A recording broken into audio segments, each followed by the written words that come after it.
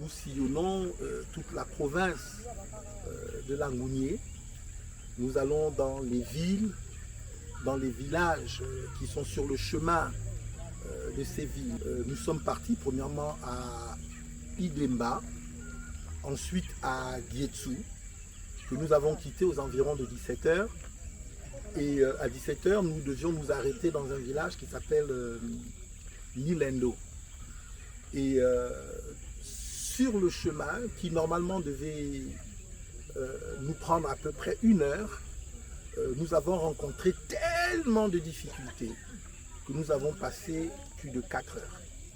À plusieurs reprises, les personnes de mon convoi se sont mises en danger. À 2 reprises, un des véhicules a failli tomber dans un ravin. Un des ponts sur lesquels nous sommes montés s'est cassé. Nous avons rencontré des bourbiers. Bref, nous avons connu des moments extrêmement difficiles.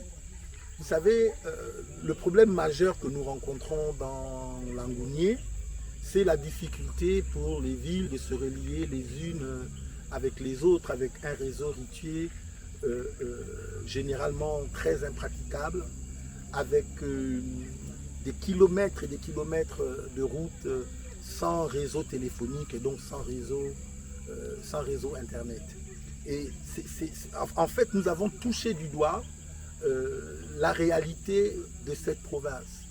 D'ailleurs, dans le cadre du PSGE, parmi les investissements prioritaires programmés, il y a un certain nombre de routes.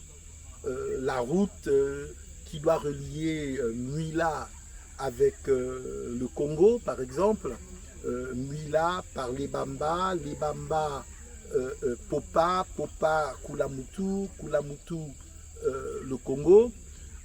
Ces routes ont été programmées. Il y a un autre axe, Gietsu, Ibunji. En fait, certains de ces axes routiers sont programmés.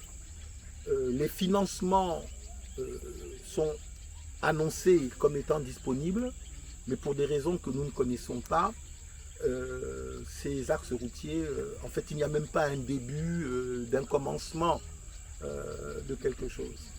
Alors, effectivement, en discutant avec les villageois, la chose dont je me suis rendu compte et qui m'offusque et qui me met profondément en colère, c'est que quand il n'y a pas la route, eh bien, ces villages sont coupés du reste du monde. Et donc, finalement, nous rencontrons des Gabonais qui sont un peu moins Gabonais que les Gabonais qui sont dans les grandes villes. C'est scandaleux, c'est totalement inacceptable et il faut que ça change. Je suis Mike Joktan, je suis candidat à l'élection présidentielle qui arrive en 2023.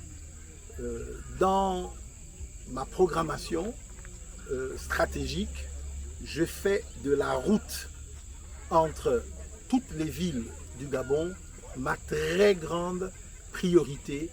Je considère aujourd'hui que la route est le premier facteur du développement et nous ne pouvons pas continuer à vivre comme nous vivons aujourd'hui.